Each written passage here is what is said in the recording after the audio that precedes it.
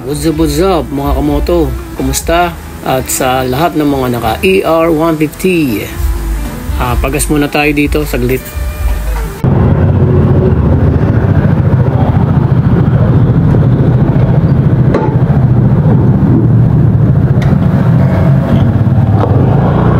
Unleaded 200. 200 lang.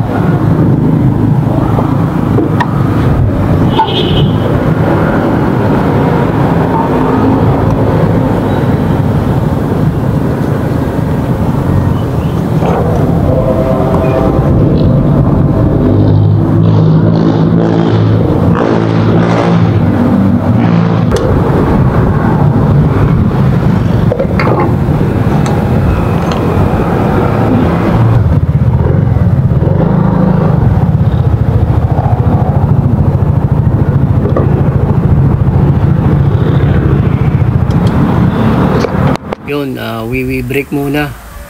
At ito, pakita nyo yung karga ng ating motor.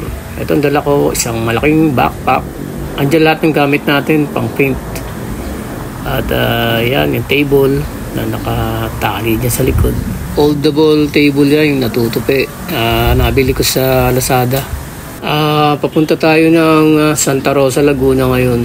Malapit sa Enchanted Kingdom. Meron tayong event doon.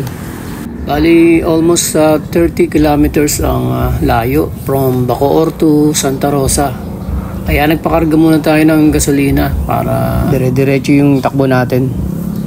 Actually, may laman pa naman ang tangke natin at and syempre, mura yung gas ngayon. Nasa 48 lang per liter. Kaya nagpakarga na rin tayo. And nga pala, doon sa isang nakasabay ko minsan sa traffic light, tinatanong ako kung okay ba daw gamitin itong ating Easy Ride. Sabi ko, okay naman. Sa totoo lang, ang tagal natin gumamit ng motor na declutch. Almost 7 years din akong gumamit ng motor na declutch. Kaya mula nung nakagamit ako nitong Easy Ride, talagang easy. Swabe at napaka-smooth gamitin. Ang laki talaga ng pinagkaiba ng declutch at ng matic. Pakiramdam ko nga nakasakay ako sa kotse sa sobrang smooth. Oo nga, lambiro. Pero yun ang hindi maalis-alis sa akin yung napapaklatch pa rin ako pag-aarangkada. Pero medyo nabawas-bawasan na. Hindi kagaya noon, malimit Iba talaga kapag nasanay ka sa declutch. Kaya wala akong masabi sa handling itong Motorstar Easy Ride natin. Suwabing-suwabe.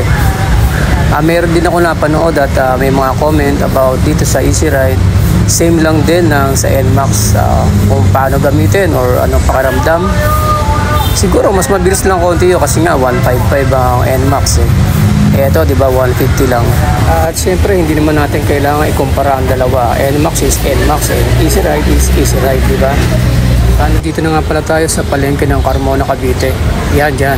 Diyan ko pinapark yung luma nating motor dati, si Lolo RS100.